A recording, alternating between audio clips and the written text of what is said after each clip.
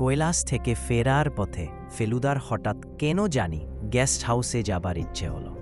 কারণ জিজ্ঞেস করতে বলল, একবার খোঁজ করে আসি, এখানে খবরের কাগজ আছে কি না। আমরা বাংলোয় চলে গেলাম। আমাদের দুজনেরই খিদে পাচ্ছিল, তাই লালমোহনবাবু চৌকিদারকে হাঁক দিয়ে চা আর বিস্কুট অর্ডার দিলেন। সামনে দরজা দিয়ে ঢুকেই ডাইনিং রুম।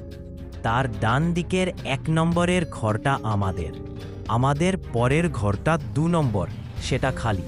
ডাইনিং রুমের উল্টা দিকে তারও 2টো ঘর।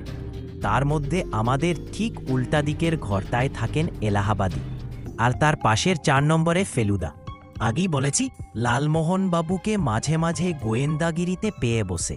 ওর এখন বোধ হয় সেই রকম একটা মেজাজ এসেছে। ঘরে বসে চা খেতে খেতে বললেন, সাহেবকে না হয় ছেড়েই দিলাম। অন্য যে 3 জন আছে তার মধ্যে 2 জনের বিষয় তো তবু কিছু জানা গেছে, সত্যি হোক মিথ্যে হোক। কিন্তু আমাদের বাংলোয়ের বাবুটির তো নাম পর্যন্ত জানা যায়নি। ওর ঘরটায় একবার উকি দিয়ে এলে হত না? মনে হল দরজায় চাবি লাগায়নি। আমার আইডিয়াটা ভাল লাগছিল না, তাই বললাম, চৌকিদার যদি দেখে ফেলে। লালমোহনবাবু বললেন, আমি যাই, তুমি পাহারা দাও। চৌকিদার এদিকে আসছে মনে হলে গলা খাকরানি দিলে আমি চলে আসব। তোমার দাদার কাজ একটু এগিয়ে রাখতে পারলে উনি খুশিই হবেন। এলাহাবাদীর সুটকেসটাও রীতিমতো ভারী বলেই মনে হল। আমি এরকম ব্যাপার কখনো করিনি, অন্তত ফেলুদা ছাড়া অন্য কারুর জন্য নয়। কিন্তু ব্যাপারটার মধ্যে একটা অ্যাডভেঞ্চারের গন্ধ থাকায় শেষ পর্যন্ত রাজি হয়ে গেলাম। আমি চলে গেলাম পিছনের বারান্দায়। সামনে একটা খোলা জায়গার পরে বাবুর্চিখানার পাশে চৌকিদারের ঘর। চৌকিদারের একটা সাইকেল আছে, আগেই দেখেছি। এখন দেখলাম তার 10-12 বছরের ছেলেটা খুব মন দিয়ে সেটাকে পরিষ্কার করছে। একটা ক্যাচ শব্দ পেয়ে ঘাড় ফিরিয়ে আর চোখে দেখলাম লালমোহনবাবু 4-এর মতো 3 নম্বর ঘরে ঢুকলেন। মিনিট 3 পরে আমার বদলে উনি একটা গলা খাকরানি দিয়ে বুঝিয়ে দিলেন যে ওর তদন্তের কাজ শেষ। ঘরে ফিরে যেতে ভদ্রলোক বললেন, পুরনো সুটকেস। ভাবলুম হয়তো চাবি লাগে না, কিন্তু টান দিয়ে খুলল্লা। টেবিলের ওপর দেখলুম একটা চশমার খাপ, তাতে কলকাতার স্টিফেন কোম্পানির নাম, একটা সোডা মিন্টের বোতল আর একটা ওডংসের টিউব।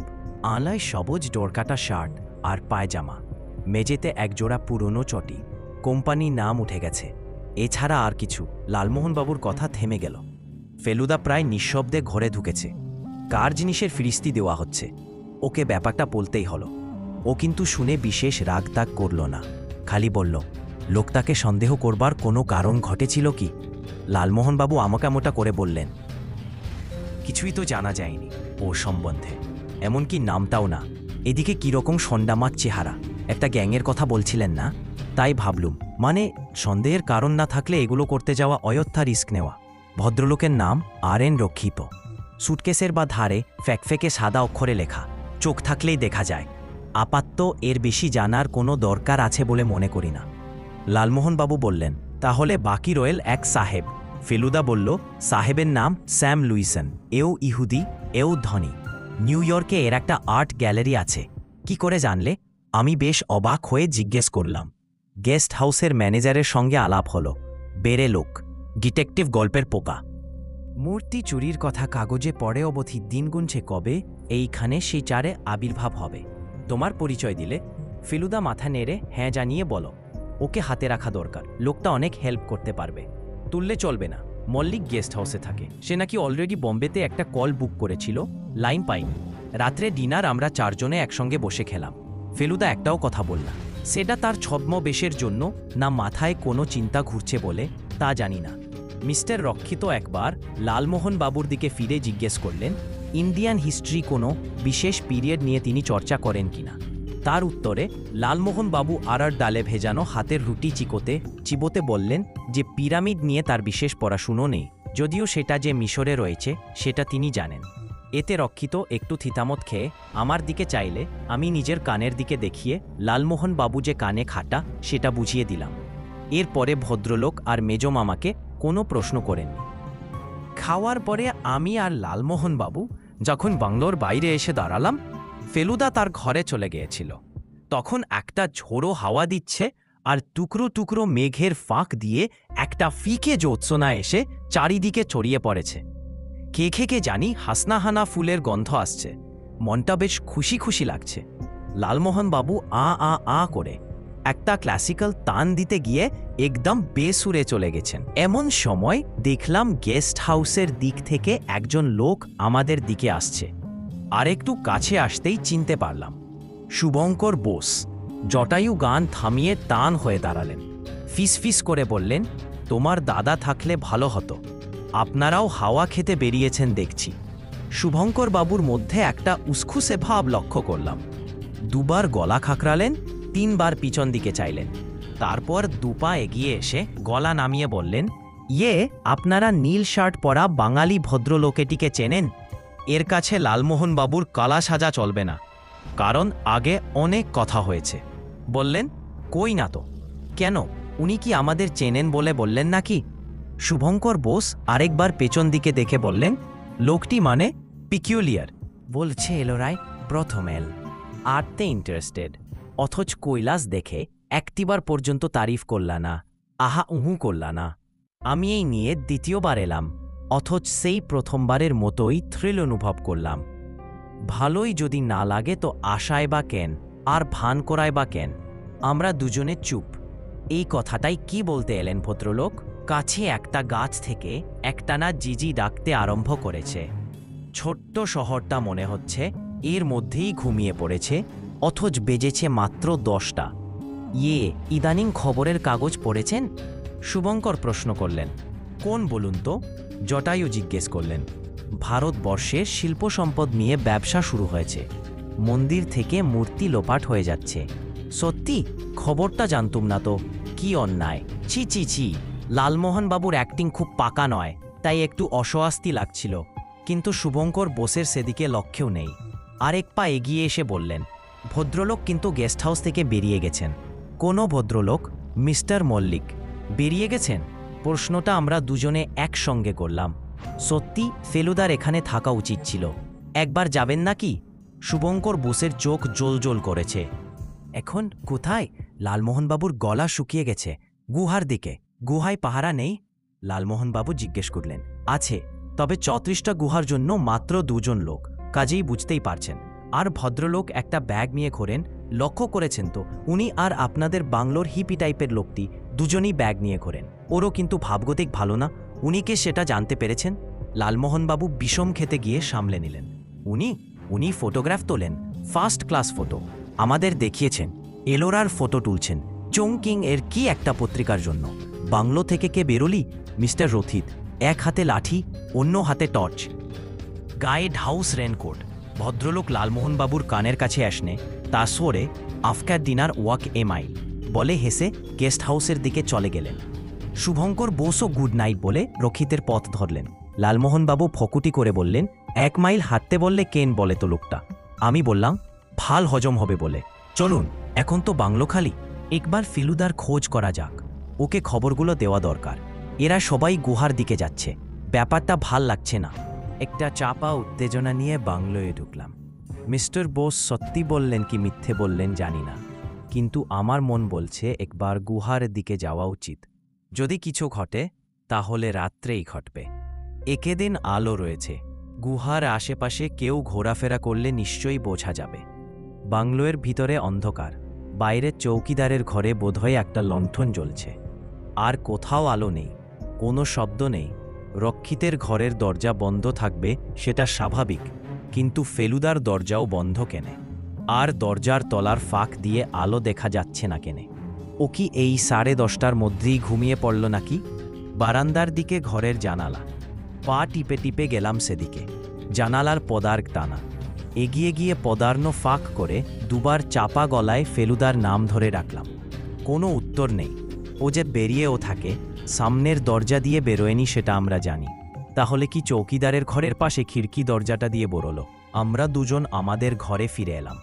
বাতিটা জ্বালাতেই জানালার সামনে মেঝেতে পড়ে থাকা কাগজটা দেখতে পেলাম। তাতে ফেলুদার হাতে লেখা 2টো কথা। ঘরে থাকিস। একটা কথা বলবো তোমায়, লালমোহনবাবু বললেন। এবার কিন্তু তোমার দাদটি আমাদের সবচেয়ে বেশি ভাবাচ্ছেন। আমি তো এমনিতে আর বিশেষ কোনো রহস্য খুঁজে পাচ্ছি না, তবে তোমার দাদার কার্যকলাপ পদ্মে পদ্মে রহস্যময় বলে মনে হচ্ছে। ফেলুদা ঘরে থাকতে বলেছে, কিন্তু কখন ফিরবে সেটা বলে যায়নি। অথচ ও যতক্ষণ না ফেরে ততক্ষণ ঘুমানোর কোনো কথাই ওঠে না। কি আর করি, আধা ঘন্টা কোনো রকমে লালমোহনবাবুর সঙ্গে কাটাকুটি খেলে কাটিয়ে দিলাম। তারপর লালমোহনবাবু বললেন যে ওর লেটেস্ট গল্পের প্লটটা আমায় বলবেন। এবার একটা নতুন রকমের ফাইট ইন্ট্রোডিউস করেছি, যাতে হিরোর হাত পা বাঁধা রয়েছে, কিন্তু তাও শুধু মাথা দিয়ে ভিলেনকে ঘায়েল করে দিচ্ছে। মাথা দিয়ে মানে বুদ্ধি দিয়ে না, মাথার গুঁতো দিয়ে, সেটা জিজ্ঞাসা করতে যাব এমন সময় দেখি ফেলুদা হাজির। আমরা দুজনই চুপ, কারণ জানি ও নিজে থেকে কিছু বলতে চাইলেই বলবে, জিজ্ঞাসা করে কোনো ফল হবে না। ফেলুদা গভীর গলায় বলল, লালমোহন বাবু, অন্যান্য বারের মতো এবারও কি আপনার সঙ্গে কোনো অস্ত্র আছে নাকি? এখানে বলে রাখি, লালমোহন বাবুর অস্ত্র সংগ্রহ করার বাতিক আছে। সোনার কেল্লার ব্যাপারে ওর সঙ্গে একটা বুজালি ছিল, আর বাক্স রহস্যর ব্যাপারে ছিল একটা বুমেরাং। ফেলুদার প্রশ্ন শুনে ভদ্রলোকের চোখ জল জল করে উঠল। বললেন, এবার আছে একটা বম্ব। বম্ব? আমি আর ফেলুদা একসঙ্গে প্রশ্ন করে উঠলাম। কথাটা বিশ্বাস হচ্ছিল না। বম্ব টু বোমা। লালমোহনবাবু তার সুটকেসের দিকে এগিয়ে গেছেন। আমাদের পাড়ার দ্বিজেন তরফদারের ছেলে উৎপল আর্মিতে আছে, সে মার্চ মাসে এসেছিল। এইটি আমায় এনে দিয়ে বললে, কাকাবাবু দেখুন, আপনার জন্য কি এনেছি। বড় বড় যুদ্ধে ব্যবহার হয়। ছোড়া আমার লেখার খুব ভক্ত। একটা মাঝারি সাইজের টর্চ নাইটের মতো লম্বা খয়েরি রঙের একটা বেশ ভরি পাইপ জাতীয় জিনিস লালমোহনবাবু সুটকেস থেকে বের করে ফেলুদার হাতে দিলেন। ফেলুদা সেটা কিছুক্ষণ নেড়ে ছেড়ে দেখতে বলল, এটা আমার কাছেই থাক। আপনার পক্ষে জিনিসটা বড় বেশি ডেঞ্জারাস। কত মেগাটন হবে বলুন তো? কথাটা আসলে মেগাটন, আর সেটা ব্যবহার হয় অ্যাটম বোমা সম্পর্কে। 1 মেগাটন মানে 10 লক্ষ টন। ফেলুদা লালমোহনবাবুর প্রশ্নে কান না দিয়ে বামাটা ঝোলায় পুরে বলল, একবার বেরোনো দরকার। সবাই বেরিয়েছে, আমাদের ঘরে বসে থাকার কোনো মানে হয় না। ডাকবাংলো থেকে যখন বেরোলাম তখন 11:30। বিক্সিটা এখনও ডাকছে। চাঁদের আলো কমছে বাড়ছে, কারণ আকাশ টুকরো টুকরো চলন্ত মেঘে ছেয়ে গেছে। গেস্ট হাউসের একটা ঘরে দেখলাম আলো ঝুলছে। সেটা নাকি সেই আমেরিকাগণের ঘর। কে কোন ঘরে থাকে সেটাও নাকি ফেলুদা ম্যানেজারের কাছ থেকে জেনে নিয়েছে। মল্লিক আর শুভঙ্কর ফিরেছে কিনা বোঝা গেল না। কিছুক্ষণ থেকেই ঘন ঘন মেঘ ডাকছিল। যখন বড় রাস্তার উপর এসে পড়েছি তখন একটা বড় রকম গর্জন শুনে আকাশের দিকে চেয়ে দেখি পূব দিকটা কালো হয়ে আসছে। এই মরেছে, বৃষ্টি আসবে নাকি? বলে উঠলেন লালমোহনবাবু, এত গুহা থাকতে বৃষ্টি এলে আশ্রয়ের অভাব হবে না। বলো ফেলুদা। কৈলাসের দিকে উঠে গিয়ে মন্দিরে ঢোকার কোনো চেষ্টা না করে ফেলুদা বাঁদিকের পথ ধরল, কিন্তু সে পথে বেশি দূর না। খানিকটা গিয়েই সে দেখি পথ ছেড়ে পাহাড়ের গা বেয়ে উপরে উঠতে আরম্ভ করেছে। ওর কায়দা কানুন একটু আদটু জানি বলে আন্দাজ করলাম যে সামনের দিক দিয়ে ছাড়া গুহায় ঢোকার কোনো রাস্তা আছে কিনা সেটাইও একটু ঘুরে দেখতে চাইছে। আশেপাশে ঝোপঝাড় আর পাথরের টুকরো, কিন্তু এখনও চাঁদের আলো থাকায় সেগুলো কোনো বাধার সৃষ্টি করছে না। এইবার ফেলুদার ডান দিকে মোড় নিল। বুঝলাম যেদিক থেকে এসেছি সেদিকেই ফিরে যাচ্ছি, কিন্তু রাস্তা দিয়ে নয়, পাহাড়ের গা দিয়ে রাস্তা থেকে অনেকটা উপরে। খানিকটা গিয়েই ফেলুদা হঠাৎ থেমে গেল। তার দৃষ্টি ডান দিকে। আমরা থেমে সেই দিকে দেখলাম। দূরে পশ্চিম দিকে ঠিক যেন মনে হচ্ছে জমির উপর একটা সিস্কের ফিতে বিছিয়ে রাখা হয়েছে। আসলে সেটা শহরে যাবার রাস্তা। চাঁদের আলোয় চিকচিক করছে। সেই রাস্তা দিয়ে একজন লোক দ্রুত পায়ে হেঁটে চলেছে গেস্ট হাউসের দিকে, অথবা বাংলোর দিকে, কারণ রাস্তা একটাই। মিস্টার রক্ষিত নন? ফিসফিস করে বললেন লালমোহনবাবু। কি করে বুঝলেন? চাপা গলায় জিজ্ঞেস করল ফেলুদা। রক্ষিতের গায়ে রেনকোট ছিল। কথাটা ঠিকই বলছেন লালমোহনবাবু। লোকটা একটা মোড় ঘুরে অদৃশ্য হয়ে গেল। আমরা আবার এগিয়ে চললাম। খস খস খস খস একটা অদ্ভুত আওয়াজ শুনে আমরা তিনজন আবার থেমে গেলাম। কোথেকে আসছে আওয়াজটা? ফেলুদা বসে পড়ল। আমরাও সামনে একটা প্রকাণ্ড মনসার জোপ, সেটা আমাদের আড়াল করে রেখেছে। আওয়াজটা আরও কিছুক্ষণ চলে থামল, তারপর সব চুপ। এ কি, চারদিক হঠাৎ অন্ধকার হয়ে গেলে কেন? আকাশের দিকে চেয়ে দেখি সেই কালো মেঘটা চাঁদটাকে ঢেকে ফেলেছে। আমরা ঝোপের পিছন থেকে বেরিয়ে এগিয়ে চললাম।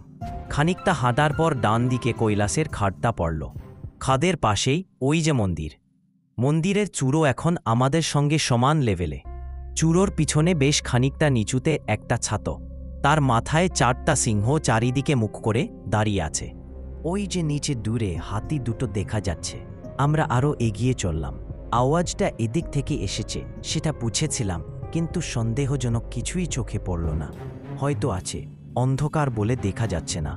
আমি জানি ফেলুদা টর্চ জ্বালাবে না, কারণ তাহলে অন্য লোক আমাদের কথা জেনে যাবে। কৈলাসের খাদের পর কিছু দূর গিয়ে আরেকটা খাদ। এটা 15 নম্বর গুহা। সেপা ছাড়িয়ে তার পরের গুহাটার দিকে এসেছি। এমন সময় ফেলুদা হঠাৎ থেমে টান হয়ে গেল। তারপর ফিসফিস কথা, টর্চ ঝুয়েলেছে 15 নম্বর গুহার ভিতরে। তার ফলে গুহার বাইরের আলোটা একটু বেড়েছে। আমি ব্যাপারটা লক্ষ্য করিনি, লালমোহনবাবুও না। ফেলুদার চোখই আলাদা। 2 মিনিট প্রায় নিঃশ্বাস বন্ধ করে দাঁড়িয়ে রইলাম।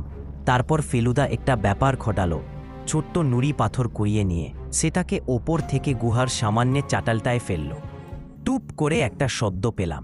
তারপর বুঝতে পারলাম চাটালটা হঠাৎ যেন আরও বেশি অন্ধকার হয়ে গেল। তার মানে টর্চটা নিভল, আর তারপরে একটা লোক নিঃশব্দে চোরের মতো গুহা থেকে বেরিয়ে পালিয়ে গেল। মিস্টার রক্ষিত না, আবার ফিসফিস করে বললেন লালমোহনবাবু।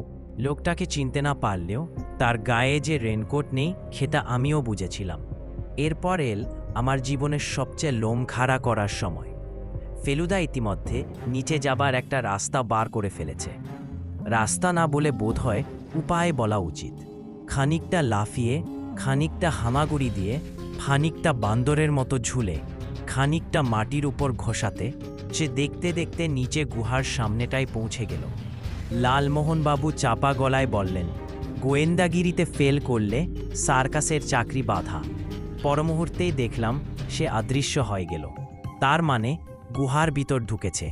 আমার কিন্তু ঘাম ছুটে লোমটোম খাড়া হয়ে গেছে। প্রায় 3 মিনিট, মনে হচ্ছিল 3 ঘন্টা পরে আবার দেখতে পেলাম ফেলুদাকে। তারপর আরম্ভ হলো উল্টো কসরত। উপর থেকে নিচের বদলে নিচের থেকে উপরে। এক হাতে টর্চ, কাঁধে ব্যাগ আর কোমরে রিভলভার নিয়ে কিভাবে এরকম ওঠানামা সম্ভব তা ওই জানে। উপরে উঠে এসে হাঁপাতে হাঁপাতে বলল, এটার নাম দশাবতার গুহা, দোতলা, দুন্দরিয়ন্ত সব মূর্তি আছে, লোভনীয়। লোকটাকে ছিল বুঝলে? ভয়ে ভয়ে জিজ্ঞেস করলাম। ফেলুদার মুখ গভীর হয়ে গেল।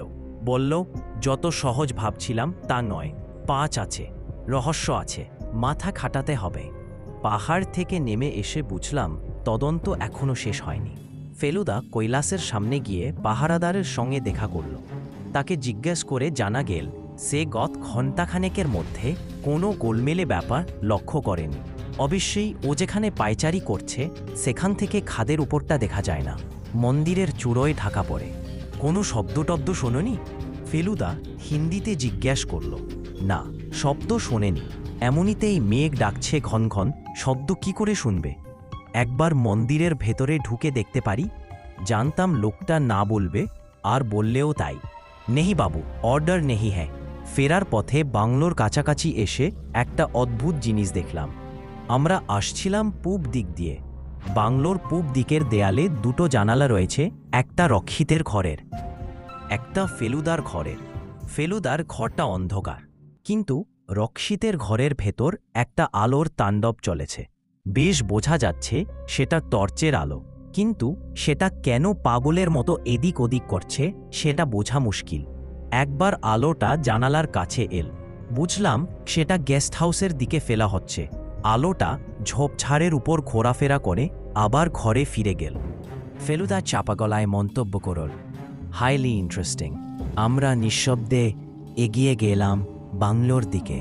ফোঁটা ফোঁটা বৃষ্টি পড়ছে, চারদিক ঘোরাঘুরটি অন্ধকার। আমি অনেক সময় দেখেছি যে আমাদের অ্যাডভেঞ্চারগুলো কখন যে কোনো রাস্তায় চলবে সেটা আগে থেকে বোঝা ভারী মুশকিল হয়। কিছু দূর হয়তো আন্দাজ মাফিক গেল, তারপর হঠাৎ এমন একটা ঘটনা ঘটল যার জন্য রাস্তার মোড় গেলে করে। ফেলুদার মাথা আশ্চর্য ঠান্ডা বলে ও বাধা পেলেও বা বেকায়দায় পড়লেও কখনো দিশেহারা হয় না। কিন্তু আজই একটা ব্যাপারে তাকে বেশ বিরক্ত হতে দেখলাম। কাল রাত্রে কৈলাসের ওপরে গিয়ে যে শব্দটা শুনেছিলাম সে ব্যাপারে একটু তদন্তের দরকার বলে আমরা ঠিক করেছিলাম ভোরেই কৈলাস চলে যাব। ফেলুদার রাত্রে মেকআপ তুলে শুয়েছিল। আজ সকালে আমাদেরও আগে উঠে সে তৈরি হয়ে নিয়েছে, আর আমিও সিন্থিটার ডান দিকে করে নিয়েছি। লালমোহন বাবুও কোনো একটা কিছু মেকআপ করতে চেয়েছিলেন, কিন্তু ফেলুদা বারণ করাতে চুপ করে গেলেন। সূর্যোদয়ের সঙ্গে সঙ্গে গুহা খুলে যায়। লোক ঢুকে দেখতে পারে। 5:30টায় চা খেয়ে বেরিয়ে 6টার মধ্যে গুহায় পৌঁছে বাইরে বড় বড় গাড়ি আর লোকজনের ভিড় দেখে একেবারে তাজ্জব বনে গেলাম। আর একটু কাছে গিয়েই বুঝতে পারলাম ব্যাপারটা কি। ফিল্ম কোম্পানি এসেছে, কৈলাসে শুটিং হবে। একবার ভিক্টোরিয়া মেমোরিয়ালের সামনে শুটিং দেখেছিলাম, তখন রিফ্লেক্টর জিনিসটা দেখে চিনে রেখেছিলাম। এবারও সেই রিফ্লেক্টর দেখেই শুটিংয়ের ব্যাপারটা বুঝতে পারলাম। ফেলুদা বলল, সেছে এরা আর জায়গা পেল না, শেষটায় কৈলাসের সাধ্য করতে এসেছে। জিজ্ঞেস করে জানতে পারলাম যে দলটা বোম্বাই থেকে এসেছে। হিন্দি ফিল্মে শুটিং হচ্ছে। যারা অ্যাক্টিং করবে তারা নাকি এখনও এসে পৌঁছায়নি, তবে অন্য সব কাজের লোক বেশিরভাগই এসে পড়েছে। একজন ইয়ং ছেলের প্যান্টের পকেট থেকে একটা বাংলা ফিল্ম পত্রিকার খানিকটা বেরিয়ে রয়েছে দেখে লালমোহন বাবু তাকে ডেকে জিজ্ঞেস করলেন, কি বয় হচ্ছে ভাই? ছেলেটি বলল, ক্রোড়পতি। কে কে পাঠ করবে? Top casting. এখানে আসছে রূপা, পরজুম মেরাহাতরা আর বলবন্ত চোপড়া। হিরোইন, হিরো আর ভিলেন। অর্জুনের নাম শুনেই বোধহয় লালমোহন বাবু হঠাৎ সোজা হয়ে দাঁড়ালেন। জিজ্ঞেস করলেন, গান হবে নাকি ভাই? না, ফাইট। স্টান্টম্যান ডাবল সব এসেছে। হিরো ভিলেনকে চেস করবে, ভিলেন গুহা থেকে মন্দিরের ভেতর ঢুকে যাবে। আর হিরোইন সাইডের একটা কেভের মধ্যে রয়েছে, ওখানে ভিলেন ওকে অ্যাট্যাক করছে। হিরো এসে পড়ছে, ভিলেন পালাচ্ছে। ক্লাইম্যাক্স মন্দিরের চূড়োয়। চূড়োয়। পরিচালককে মোহন শর্মা। কিন্তু এই শুটিংটায় থাকছে ফাইট ডাইরেক্টর আপ্পা রাও। আরও জিজ্ঞেস করে জানলাম যে শুটিং হতে হতে 10টা, আর দুপুরেই কাজ শেষ। তার মানে আজকে 3টা এরাই কৈলাসটা দখল করে রাখবে। তাজ্জব ব্যাপার। ফেলুদা বলল, এই পারমিশনটা পাওয়া কিভাবে সম্ভব হলো জানতে ইচ্ছে করে। টাকায় কি না করে। ভেতরে না ঢুকতে পারলেও কাল রাত্রে যেখানে পাহাড়ের উপরে খাদের পাশটায় গিয়েছিলাম সেখানে যেতে আশা করি কোনো অসুবিধা নেই। তাই ভেবে কৈলাসের বাঁ দিক দিয়ে আমরা উপরে উঠতে লাগলাম। কিন্তু সে গুড়েও বালি। আমাদের আগেই ফিল্মের দলের কিছু লোক সেখানে হাজির হয়ে গেছে। তার মধ্যে একজন বোধহয় ক্যামেরাম্যান, কারণ সে ডান হাতের আঙুলগুলো ফুটাস্কোপের মতো করে চোখের সামনে পাকিয়ে ধরে মন্দিরের চূড়োর দিকে দেখছে। মন্দিরের ভিতর কিন্তু এখনও কোনো লোক ঢোকেনি। নিচে থাকতেই জেনেছিলাম পারমিশনের চিঠিটা নাকি অন্য গাড়িতে আসছে। দারোয়ান যতক্ষণ না চিঠিটা দেখছে ততক্ষণ কাউকে ভিতরে ঢুকতে দেবে না। ফেলুদা জিভ দিয়ে বিরক্তিসূচক একটা শব্দ করে বলে, সময় নষ্ট করে লাভ নেই, এরা আমাদের কাজটা পণ করতে এসেছে। চল একবার 15 নম্বর গুহাটায় যাই। ভাল মূর্তি আছে। এই উদাত্ত পরিবেশে ফিল্ম কোম্পানির কচকচ ভাল লাগছে না। আমরা যেদিক দিয়ে উঠেছিলাম তার উল্টো দিক দিয়ে নেমে 15 নম্বর গুহার দিকে যাচ্ছি। এমন সময় দেখলাম মেইন রোড দিয়ে একটা প্রকাণ্ড হলদে আমেরিকান গাড়ি কৈলাসের দিকে আসছে। বুঝলাম হিরো, হিরোইন, ভিলেন আর ফাইট ডিরেক্টর এসে গেছেন।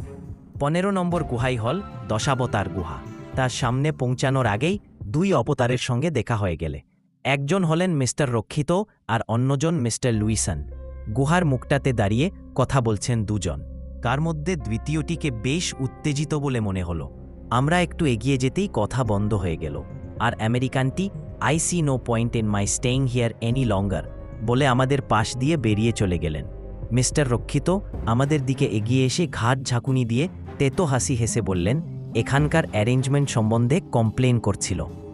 বলছে ডিমটা পর্যন্ত ঠিক করে ভাজতে জানে না, আর আশা করে যে আমরা এখানে এসে গলার ঠেলে দিয়ে যাব। টাকার গরম আর কি। ফেলুদা বলল, আশ্চর্য তো, শুনেছিলাম আর্টের সম্ভবতার, আর এখানে এসে ডিম ভাজার কথাটাই মনে হল। রক্ষিত কি জানি একটা উত্তর দিতে গিয়ে আর দিতে পারলেন না। কৈলাসের দিক থেকে একটা বিকট চিৎকার এসে আমাদের সকলেরই পিলে চমকে দিয়েছে। লালমোহন বাবু পর মুহূর্তে নিজেকে সামলে নিয়ে লাফিয়ে উঠে বললেন, ফাইট শুরু হয়ে গেছে মশাই, ভিলেন চেঁচাচ্ছে। চিৎকারের পর আরও অন্য গলায় চচামেচি শুরু হয়েছে।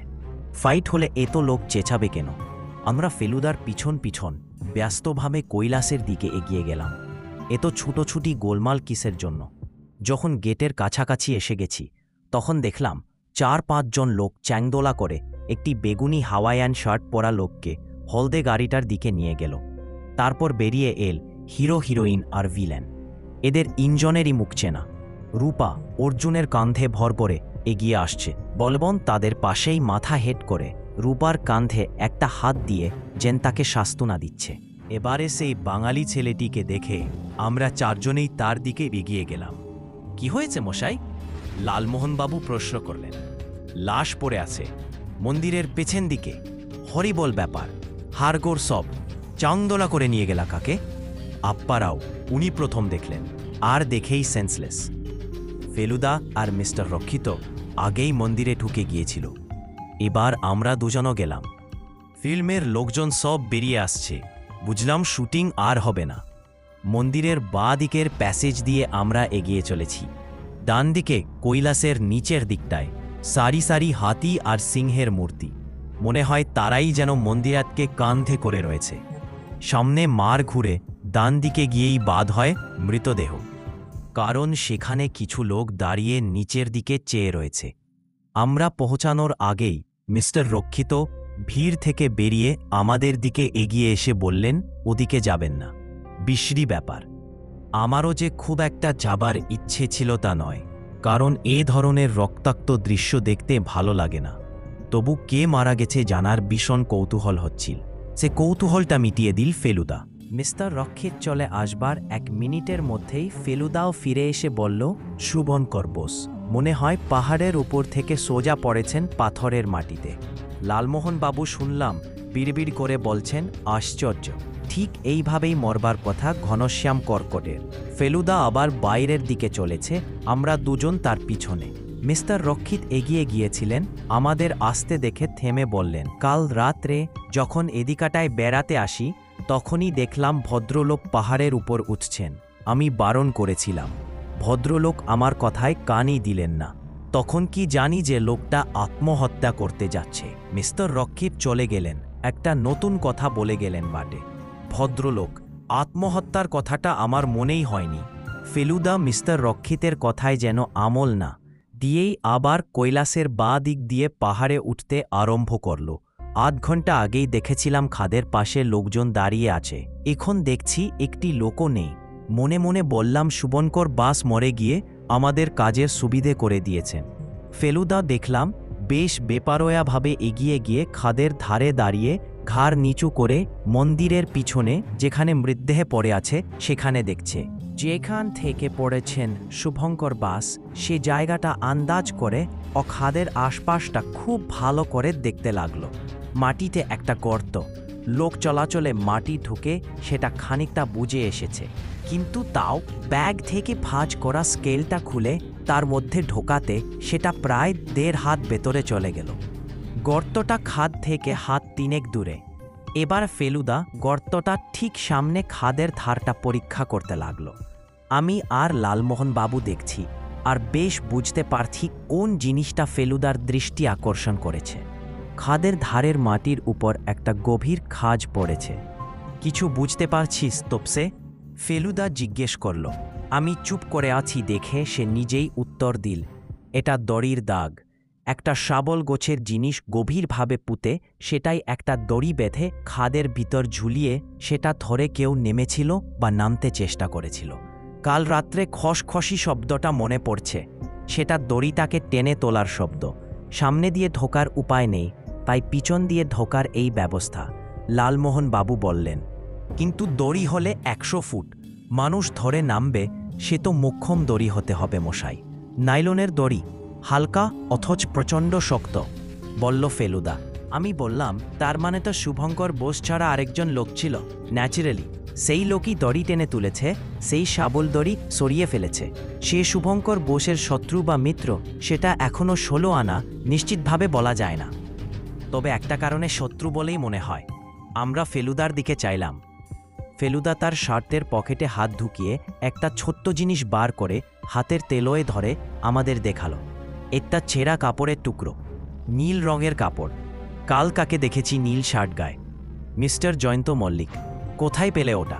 কাঁপা গলায় জিজ্ঞেস করলাম। ফেলুদা বলল, উপুরো হয়ে পড়েছিল শুভঙ্কর বাস। হাত দুটো ছড়ানো, বা হাতটা মুঠো অবস্থায় 2 আঙুলের মাঝখান দিয়ে টুকরোটা বেরিয়েছিল।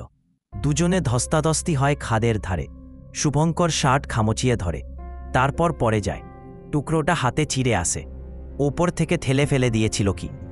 লালমোহনবাবু প্রশ্ন করলেন। তার মানে তো মার্ডার। ফেলুদা লালমোহনবাবুর কথায় কোনো মন্তব্য না করে গভীরভাবে বলল, একটা কথা বলতেই হবে, কৈলাস এখনও অক্ষত রয়েছে, আর সেটার জন্য দায়ী শুভঙ্কর বোস। তিনি মরলেন বলেই মূর্তিচারকে কাজ না সেরেই পালাতে হলো, আর সেই সঙ্গে লালমোহনবাবুর ভবিষ্যৎবাণীও ফলে গেল। কৈলাসে সত্যিই লাশ পাওয়া গেল। খাদের মাথা থেকে যখন নিচে নামলাম তৎক্ষণে ফিল্ম কোম্পানির লোকেরা সরে পড়েছে। তার বদলে এখন স্থানীয় লোকের ভিড়, আর আমেরিকান গাড়ির বদলে রয়েছে একটা জিপ। একজন বছর 35-এর স্মার্ট ভদ্রলোক ফেলুদাকে দেখে এগিয়ে এলেন। ইনি নাকি মিস্টার কুলকার্নি, ট্যুরিস্ট গেস্ট হাউসের ম্যানেজার। ফেলুদার সঙ্গে ইংরেজিতে কথা হলো। ভদ্রলোক বললেন, কাল রাত্রে যে মিস্টার বোস ফেরেননি সেটা আজ ভোরে জানা গেছে। একটি বেয়ারাকে পাঠিয়েছিলাম ওর খোঁজ করতে, সে না পেয়ে হতাশ হয়ে ফিরে আসে। এখন কি ব্যবস্থা হচ্ছে? ফেলুদা প্রশ্ন করল। কুলকার্নি বললেন, আওরঙ্গাবাদে খবর পাঠানো হয়েছে, সিডি ভ্যান আসছে, ডেড বডি মর্গে নিয়ে যাবে। মিস্টার বোসের ভাই আছেন দিল্লিতে, লাশ শনাক্ত করার ব্যাপারে তাকে খবর পাঠানো হচ্ছে। Very sad. ভদ্রলোক সত্যিই পণ্ডিত ছিলেন, আগেও একবার এসেছিলেন, 68, গেস্ট হাউসেই ছিলেন। এলোরার ওপর বই লিখেছিলেন। আপনাদের এখানে থানা নেই? একটা পুলিশ আউটপোস্ট আছে, ছোট জায়গা তো। একজন অ্যাসিস্ট্যান্ট স্যাব ইন্সপেক্টর চার্জে আছেন, মিস্টার ঘোটে। আপাতত ডেড বডি ইন্সপেক্ট করছেন। আমার সঙ্গে আলাপ করিয়ে দিতে পারেন? সার্টেনলি। ভাল কথা।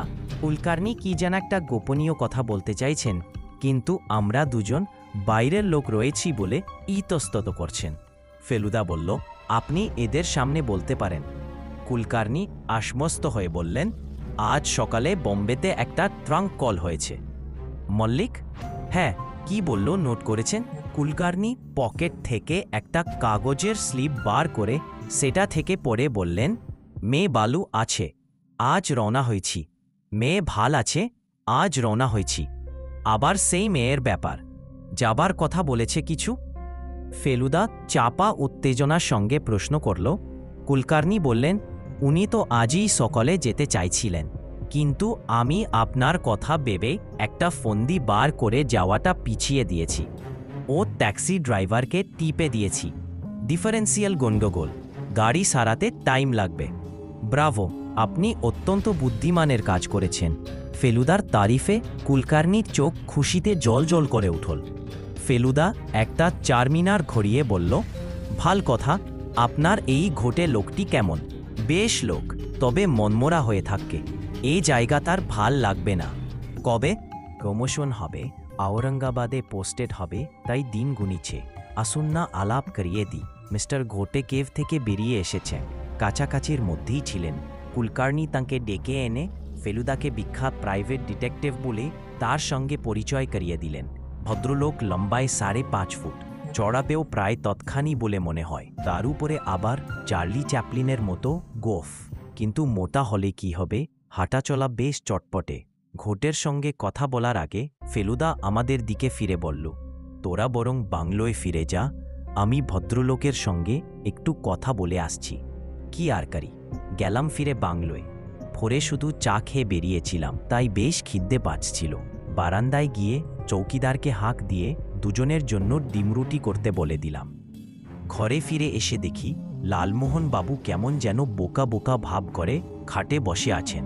আমারকে দেখে বললেন, আমরা কি বেরোবার সময় ঘরের দরজা বন্ধ করে গিয়েছিলাম? আমি বললাম, না তো, নেবার মতো কি বা আছে বলুন। তাছাড়া এরা তো সকালবেলা ঘর ঝাড়পোছ করে, তাই কেন কিছু হারিয়েছে নাকি? না, কিন্তু জিনিসপত্র সব ওলটপালট হয়ে আছে। আমার খাটে বসে আমার বাক্স খেয়েছে এই কিছুক্ষণ আগে। খাট এখনো গরম হয়ে আছে। তোমার বাক্সটা দেখো তো। সুটকেসটা খোলা মাত্র বুঝতে পারলাম সেটা কেউ ঘাটাঘাটি করেছে। যেটা যেখানে ছিল সেটা সেখানে নেই। শুধু বাক্স না, বালিশ টালিশও এদিক ওদিক হয়ে আছে। এমনকি খাটের তলাতেও যে খুঁজেছে সেটা আমার চটি জোড়া যেভাবে রাখা হয়েছে তার থেকে বুঝতে পারছি।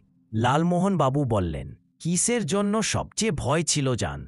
আমার নেটবুকটা, সেটা দেখছি নেয়নি। অন্য কিছু নিয়েছে নাকি? কই, কিছুই তো নিয়েছে বলে মনে হচ্ছে না। তোমার? আমারও তাই, কিছুই নিয়েনি। যে এসেছিল সে বিশেষ কোনো একটা জিনিস খুঁজতে এসেছিল, সেটা পায়নি। একবার চৌকিদারকে জিজ্ঞেস করলে হয় না? কিন্তু চৌকিদারকে জিজ্ঞেস করে কোনো ফল হল না। সে বাজার করতে গিয়েছিল, তখন যদি কেউ এসে থাকে।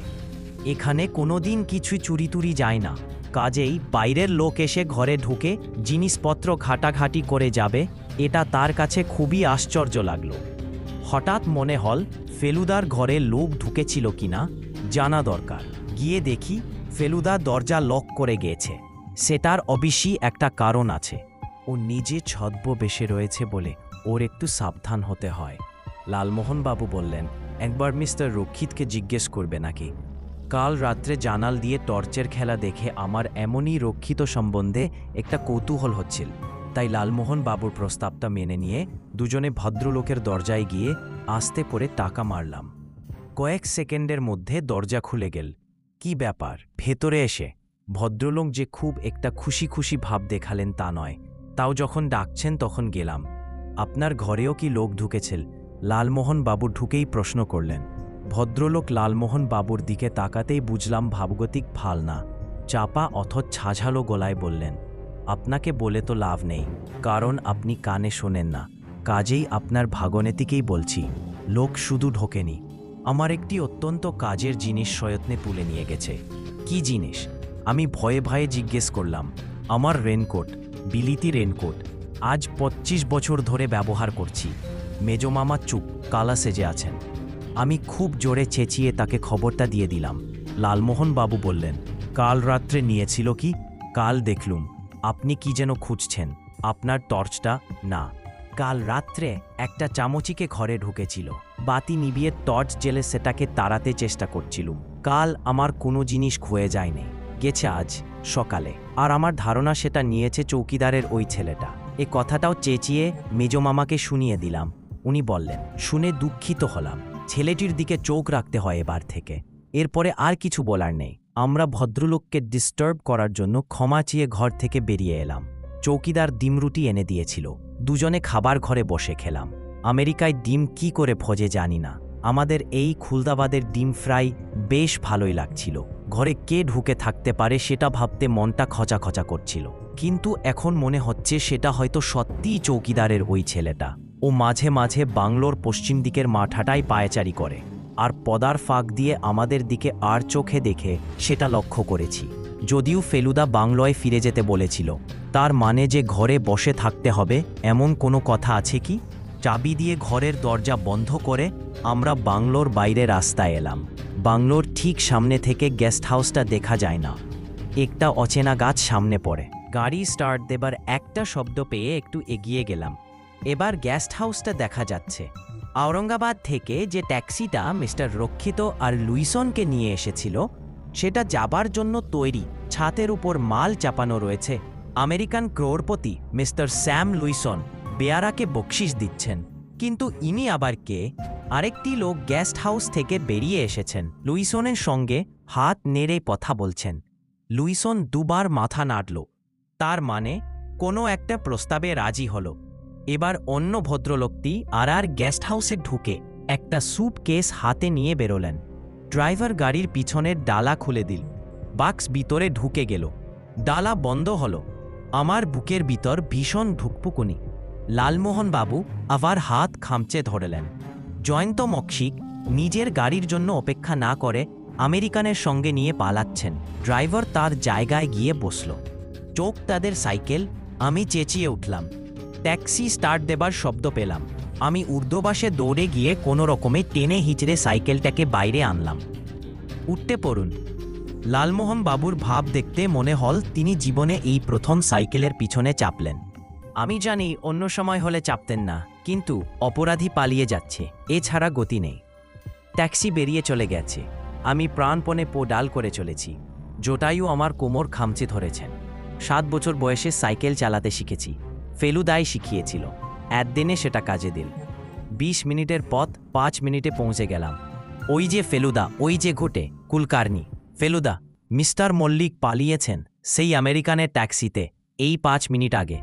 এই একটা খবরের দারুণ কয়েক মুহূর্তের মধ্যে এত রকম ঘটনা ঘটে গেল যে এখনও তো ভাবতে মাথা ভভ করে।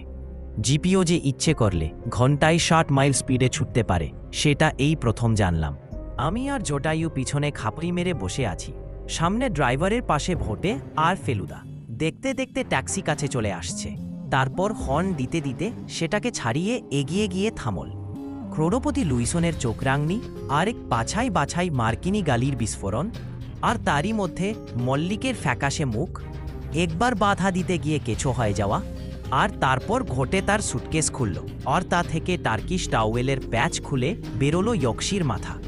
আর লালমোহন বাবুর হাফ ছেড়ে বলা, ends well that all is well, আর লুইসনের হা হয়ে যাওয়া, আর দুবার বাট বাট বলা, আর সবশেষে লুইসন ট্যাক্সি করে আওরঙ্গাবাদ, আর আমরা বামাল সমেত চোর গ্রেপ্তার করে খুলদাবাদ।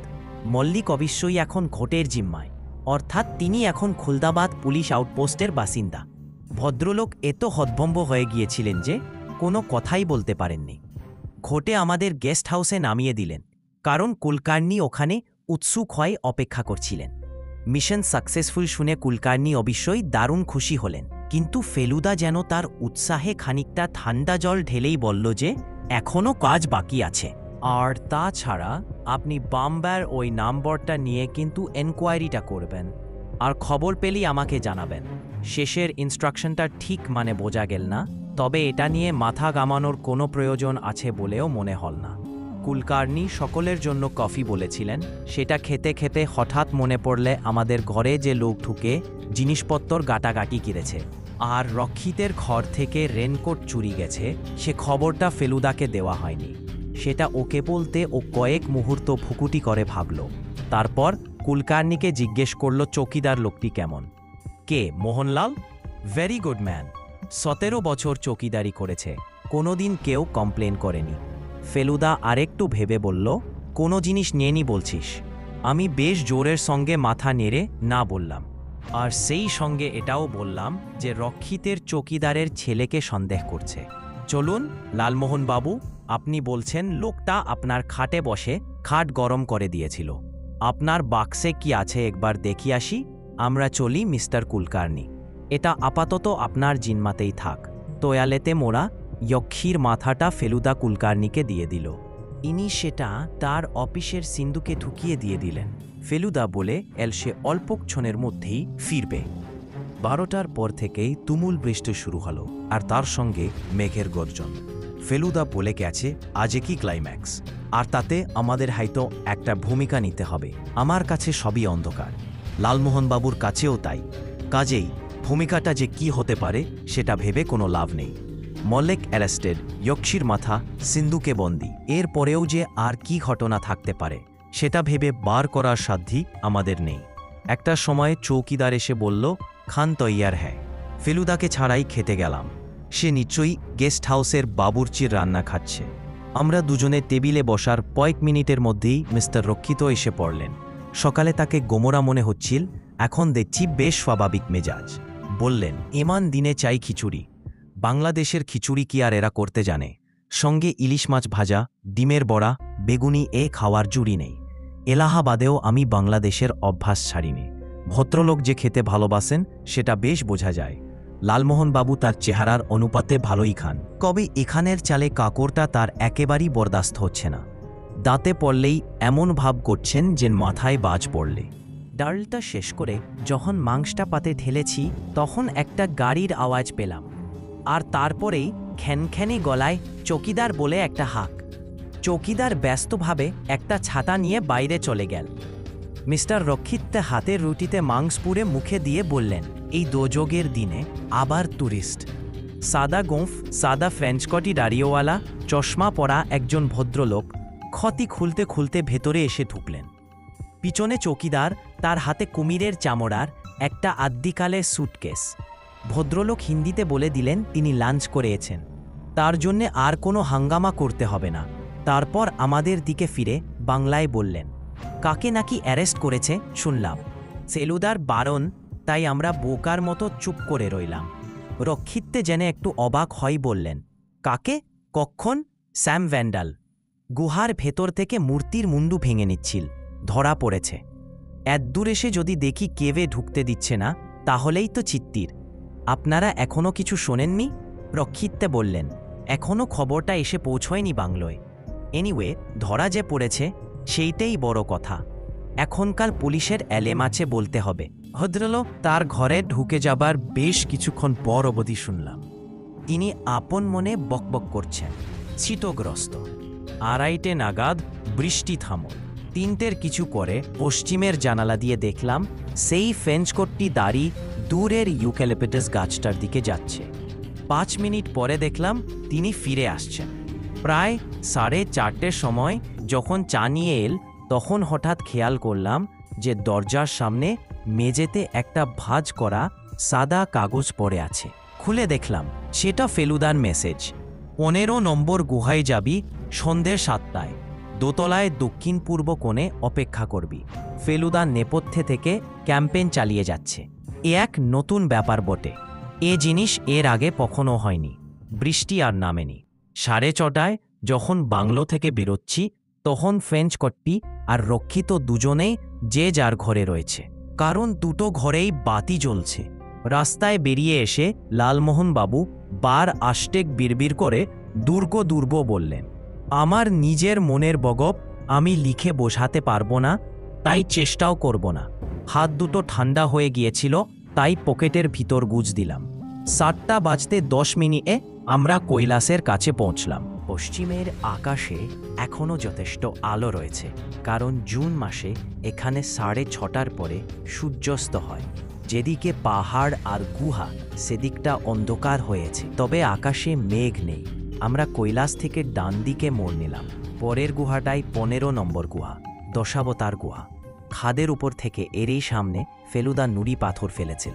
গুহার সামনে পাহারা নেই। আমরা দুজনে এগিয়ে গেলাম। প্রথমে একটা প্রকাণ্ড চাতাল, তার মাঝেখানে একটা ছোট্ট মন্দির। আশেপাশে দেখার সময় নেই, তাই আমরা চাতাল পেরিয়ে বেশ কয়েক ধাপ সিঁড়ি উঠে গুহার মধ্যে ঢুকলাম।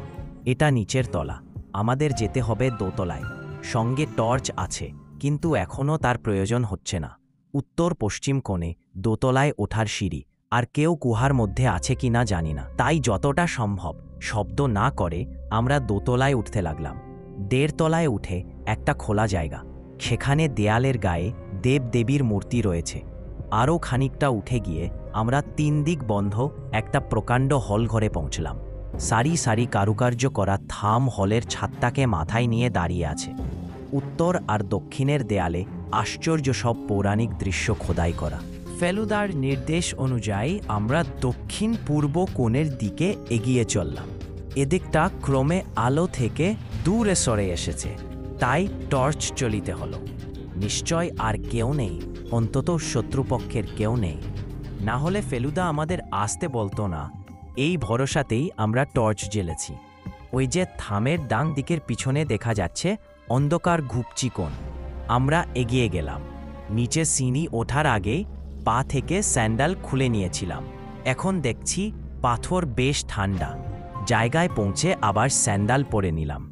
1300 বছর আগে পাহাড়ের গা কেটে তৈরি খোদাই করা পৌরাণিক দৃশ্যে ভরা গুহার ভেতরে কী ঘটনা ঘটতে যাচ্ছে তার কোনো ধারণা এখন পর্যন্ত করে উঠতে পারিনি। কতক্ষণ অপেক্ষা করতে হবে জানি না। একটানা দাঁড়িয়ে থাকলে পা ধরে যাবে বলে আমরা দুজনই গুহার কোণে দেয়ালে ঠেস দিয়ে বসেছি। এমন সময় একটি জিনিসের চোখ পড়াতে বুকের ভিতরটা ধক করে উঠল। আমাদের সামনে হাত 5 দূরে একটা থামের পাশে আবছা অন্ধকারে একটা আলগা জিনিস পড়ে আছে, একটা লাল রঙের জিনিস, আর তার তলায় চাপা দেয়া একটা চৌকো সাদা জিনিস। লালমোহন বাবু ফিস ফিস করে বললেন, একটা কাগজ বলে মনে হচ্ছে। দুজনে এগিয়ে গিয়ে যা দেখলাম তাতে মাথাটা বেশ কয়েকবার ঘুরে গেল, আর সেই সঙ্গে রহস্যটাও আরও ভালোভাবে জটি পাকিয়ে গেল। তলার জিনিসটা কাগজেই বটে, আর পেপার ওয়েটটা হলো ভুবনেশ্বরের যক্ষীর মাথা, যেটা আজই সকলে মল্লিকের সুটকেস থেকে বেরিয়ে কুলকার্নির সিন্ধুকে লুকিয়েছিল। অন্ধকার বেশ বেড়েছে, তাই কাগজের লেখাটা পড়তে আবার টর্চ জ্বালতে হলো। মাথাটা আপনার কাছে রাখুন, চাইলে দিয়ে দেবেন। এটা ফেলুদা লালমোহন বাবুকে উদ্দেশ্য করে লিখেছে। লালমোহন বাবু ধরা গলায় জয় মা তারা বলে মাথাটাকে দুহাতে তুলে নিয়ে পগল দাবি করে নিজের জায়গায় নিয়ে এলেন। আমি কাগজটা পকেটে পুরলাম। বাইরে ফিকে চাঁদের আলো, থামার ফাঁক দিয়ে পশ্চিমের আকাশ দেখা যাচ্ছে। সে আকাশের রং এখন আশ্চর্য রকম বেগুনি, ক্রমে সে রং বদলাল। চাঁদ বোধহয় বেশ ভালোভাবে উঠেছে। গুহার মধ্যে জমাট বাঁধা অন্ধকারটা আর নেই। আটটা। লালমোহন বাবু যেন অনেকক্ষণ চেপে রাখা নিষ্পাত ছেড়ে কথাটা বললেন। একটা অতি ক্ষীণ শব্দ, সিঁড়ি দিয়ে কে যেন উঠছে, ধীরে ধীরে অতি সাবধানে পা ফেলছে। এইবার শব্দ বদলাল, এবার সমতল মেঝেতে হাঁটছে। এবারে দুই থামার ফাঁক দিয়ে দেখা গেল কিরো লোকটা থেমেছে। এদিক ওদিক দেখছি। একটা খাত শব্দের সঙ্গে সঙ্গে একটা লাইনটার জ্বলে উঠল। 1 সেকেন্ডের আলো, কিন্তু তাতেই মুখ চেনা হয়ে গেছে। জয়ন্ত মল্লিক। আবার মাথা গন্ডগোল হয়ে গেলে। এবার যদি মরা মানুষ শুভঙ্কর বোসও এসে হাজির হন, তাহলে আশ্চর্য হব না। মল্লিক এগিয়ে এলেন, তবে আমাদের দিকে নয়। তিনি অন্য দিকের কোণে যাচ্ছেন, উত্তর পূর্ব দিক। ওদিকে গাঢ় অন্ধকার। ভদ্রলোক সেই দিকে এগিয়ে গিয়ে অন্ধকারে হারিয়ে গেলেন। আমাদের গলা শুকিয়ে কাঠ হয়ে গেছে, আর আমার মন বলছে, ফেলুদা কোথায়, ফেলুদা কোথায়, ফেলুদা কোথায়? লালমোহন বাবু বাক্স রহস্যের ঘটনার পর বলেছিলেন ডিটেকটিভ উপন্যাস লেখা ছেড়ে দেবেন, কারণ বাস্তব জীবনে বানানো গল্পের চেয়ে অনেক বেশি অবিশ্বাস্য আর রোমাঞ্চকর সব ঘটনা ঘটে। এই যক্ষীর মাথার ঘটনার পরে উনি কি বলবেন কে জানে। চাঁদের আলো বেড়েছে, দূরে একটা কুকুর ডাকল, তারপর আরেকটা, তারপর থমথমে চুপ, তারপর আরেকটা শব্দ। এবার মেজে দিয়ে হাঁটছে। এবার দুই থামের ফাঁক দিয়ে দেখা গেল তাকে। এখনও চেনা যাচ্ছে না। এবার সে লোক এগিয়ে এল, এবার আমাদেরই দিকে, প্রায় নিঃশব্দে এগিয়ে আসছে, এক পা করে। হঠাৎ চোখের সামনে চোখ ধান্দানো আলো। লোকটা টর্চ জ্বেলেছে। শুধু টর্চই দেখছি, লোকটাকে দেখছি না। টর্চটা আমাদের উপর ফেলা। সেটা এগিয়ে এল, থামল। তারপর একটা চেনা গলার স্বর চাপা, কিন্তু কথাগুলো ভীষণ স্পষ্ট। বামন হয়ে চাঁদে হাত, বাছাদন। আবার হুমকি দিয়ে চিঠি লিখতে শেখা হয়েছে, দশাবতার গুহায় 8টার সময় আসিবেন, সঙ্গে 500 টাকা আনিবেন, তবে আপনারে যাহা খেয়া গিয়েছে তাহা পাইবেন, নতুবা। এসব কে থেকে শেখা হলো? ইতিহাসের অধ্যাপক। কথাগুলো কানে ঢুকছে না, এখনও কালা সেজে বসে আছে। এই ব্যাপারে তুমি জড়ালে কি করে? খাতায় আবার নোট করা রয়েছে দেখলাম, ফকার ফ্রেন্ডশিপ ক্র্যাশ, ভুবনেশ্বরের যক্ষী, কৈলাসের মন্দির, প্লেনের টাইম। আবার সঙ্গে একটা নাবালককে রেখেছি কেনে? ও কি তোমার বডিগার্ড? আমার ডান হাতে কি আছে দেখতে পাচ্ছি কি? মিস্টার রক্ষিত। এক হাতে পিস্তল, এক হাতে টর্চ। লালমোহন বাবু দুবার আমি বলে থেমে গেলেন। রক্ষিতের চাপা হুমকিতে গুহার ভেতরটা কেঁপে উঠিল। আমি ছাড়ো, আসল মাল কোথায়? এইও, আপনার জন্যই। লালমোহনবাবু যক্ষীর মাথাটা রক্ষিতের দিকে এগিয়ে দিলেন। ভদ্রলোক পিস্তলের হাত ঠিক রেখে টর্চের হাত দিয়ে মাথাটাকে বগল দাবা করে নিয়ে ঝাঞ্ঝালো সুরে বললেন, এসব ব্যবসা সকলকে মানায় না, বুঝেছি। যেমন ছোট মুখে বড় কথা মানায় না, তেমন ছোট বুকে বড় স্বাদ মানায় না। মিস্টার রক্ষিতের কথা হঠাৎ থেমে গেল, কারণ একটা আশ্চর্য ঘটনা ঘটছে। গুহার ভিতর বাইরের দিক থেকে একটা ধোঁয়ার কুণ্ডলী গুহার ভিতর ঢুকে চারদিক ছেয়ে ফেলছে, আর তার ফলে কালো কালো থামগুলো ইয়ান তালগোল পাকিয়ে অদৃশ্য হয়ে আসছে। সেই ধোঁয়ার ভিতর থেকে হঠাৎ একটা গমগমে গলার স্বর শোনা গেল, ফেলুদার গলা, পাথরের মতো ঠান্ডা আর কঠিন সে গলা। মিস্টার রক্ষিত, আপনার দিকে একটি নয়, এক জোড়া পিস্তল সোজা ত্যাগ করা রয়েছে। আপনি নিজের পিস্তলটা নামিয়ে ফেলুন। কি ব্যাপার? এসবের অর্থ কি? মিস্টার রক্ষিত কাপা গলায় চেঁচিয়ে উঠলেন। অর্থ খুবই সহজ। ফেলুদা বলল, আপনার অপরাধের শাস্তি দিতে এসেছি আমরা। অপরাধ একটা নয়, অনেকগুলো।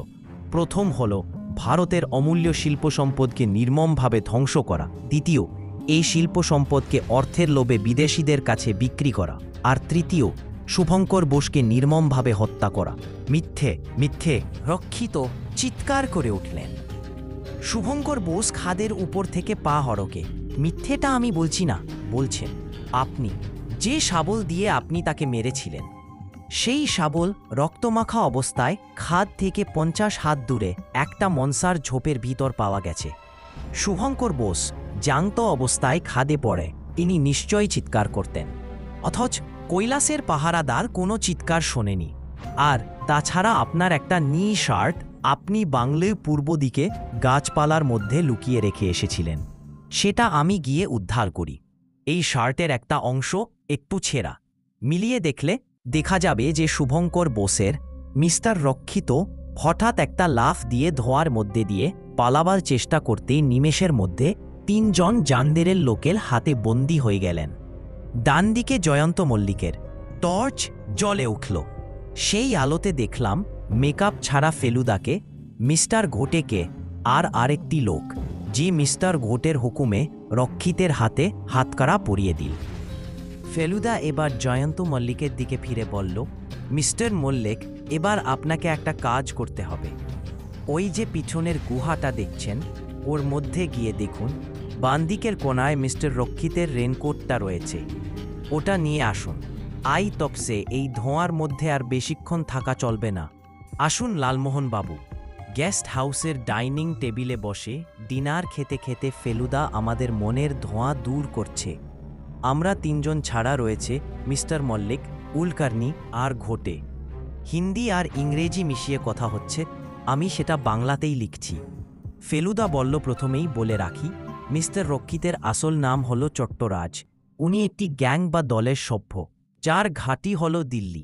এই দলের উদ্দেশ্য হলো ভারতের ভালো ভালো মন্দির থেকে মূর্তি বা মূর্তির মাথা ভেঙে নিয়ে বিদেশিদের কাছে বিক্রি করা। এই ধরনের দল হয়তো আরও আছে। আপাতত এই একটি দলকে শায়েস্তা করার রাস্তা আমরা পেয়েছি, কারণ চট্টরাজকে আমরা এই ঘাঁটির হদিস এবং এর অন্যান্য সভ্যদের নাম বলতে বাধ্য করেছি। ভুবনেশ্বরের যক্ষীর মাথা চট্টরাজি চুরি করেন, চট্টরাজি সেটা কলকাতায় আনেন, চট্টরাজি সেটা সিলভার স্টাইনের কাছে বিক্রি করেন। আবার প্লেন ক্র্যাশ হবার পর চট্টরাজি সিদ্দিকপুরে গিয়ে পানু নামক ছেলেটির কাছ থেকে 10 টাকা দিয়ে সেটা উদ্ধার করে আনেন, এবং সেই মূর্তি সমেত চট্টরাজি লুইসনকে ধাওয়া করে এলোরায় আসেন।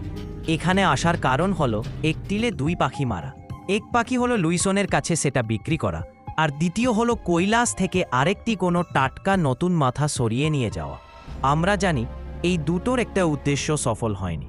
লুইসন মূর্তি কিনতে রাজি হন, কিন্তু সেটা তাকে দেবার আগে চট্টরাজের হাত ছাড়া হয়ে যায়, ফলে তাকে লুইসনের গালিগালাজ শুনতে হয়। আর মূর্তি চুরির ব্যাপারটা ভঙ্গুল হয় একবার শুভঙ্কর বোসের অতর্কিত আবির্ভাবে, আর তার কিছু পরেই দশাবতার গুহার সামনে একটি নুড়ি পাথর ফেলার দরুন। ফেলুদা বোধহয় দম নেবার জন্য চুপ করল, আবার মাথা গুলিয়ে গেছে। আমি না বলে পারলাম না। আর মিস্টার মল্লিক? ফেলুদা তার এক পেশে হাসি হেসে বলল, মিস্টার মল্লিকের ব্যাপারটা খুবই সহজ, এতেই সহজ যে প্রথমে আমিও ধরতে পারিনি। মিস্টার মল্লিক চট্টরাজকে ধাওয়া করছিলেন। কেন? যে কারণে আমি মিস্টার মল্লিককে ধাওয়া করছিলাম, ঠিক সেই একই কারণে, অর্থাৎ তিনিও মূর্তিটাকে উদ্ধার করতে চাচ্ছিলেন। অবশ্যই এইখানেই মিলে শেষ নয়। ওর আর আমার পেশাও এক, উনিও আমারই মতো একজন প্রাইভেট ডিটেকটিভ। আমি অবাক হয়ে মিস্টার মল্লিকের দিকে চাইলাম।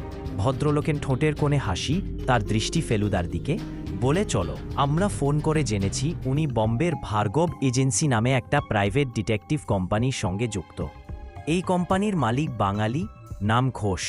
এদেরই একটা তদন্তের ব্যাপারে মল্লিক কিছুদিন হলো কলকাতায় আসেন। ওর এক বন্ধুর অবর্তমানে কুইন্স ম্যানসনে তার ফ্ল্যাটে থাকেন, তার গাড়ি ব্যবহার করেন।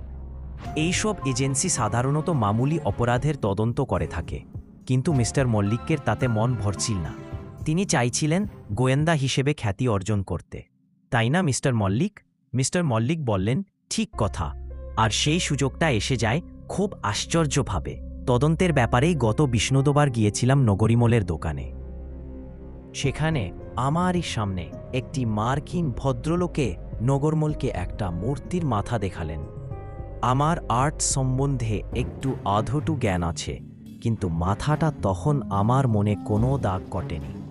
শুধু জেনেছিলাম যে সাহেবের নাম সিলভার স্টাইন, আর উনি অত্যন্ত ধনী। পরদিন সকালে কাগজে ভুবনেশ্বরের মন্দিরের খবরটা পড়ি, আর তার আধা ঘন্টার মধ্যে রেডিওতে শুনি যে সিলভারস্টাইন সিদ্দিকপুরের কাছে দেখে প্লেন ক্র্যাশে মারা গেছে। তখনই মনে হয় মূর্তিটাকে উদ্ধার করতে পারলে আমার নাম হতে পারে। সে কথা তখনই বম্বেতে ফোন করে আমার বসকে জানিয়ে দিই। উনি তাতে রাজি হন, বলেন কি হয় আমাকে ফোন করতে জানিয়া। আমি কাজে লেগে যাই, কিন্তু আমার ভাগ্য খারাপ। আমি সিদ্দিকপুরে পৌঁছানোর 5 মিনিট আগে আরেকটি ভদ্রলোক গিয়ে গ্রামের ছেলেদের কাছ থেকে মূর্তি আদায় করে নেন। ঘটনাটি ঘটে আমার চোখের সামনে, কিন্তু তখন আমার পক্ষে এ বিষয়ে কিছু করার উপায় ছিল না। আমি ঠিক করি ভদ্রলোককে ফলো করব, কিন্তু ভদ্রলোকের গাড়ির রংটা মনে আছে। ফেলুদা মল্লিকের কথার উপর প্রশ্ন করল। আছে বই কি, নীল রঙের ফিয়াট গাড়ি। সেটাকে ফলো করলাম, কিন্তু সেখানেও ব্যাডলোক বারাস্তের কাছাকাছি টায়ার পাংচার হয়ে গেলে ভদ্রলোক তখনকার মতো আমার হাতছাড়া হয়ে গেলেন। কিন্তু তৎক্ষণে আমার গো চেপে গেছে। আমি জানি উনি আবার মূর্তিটা বেচবেন।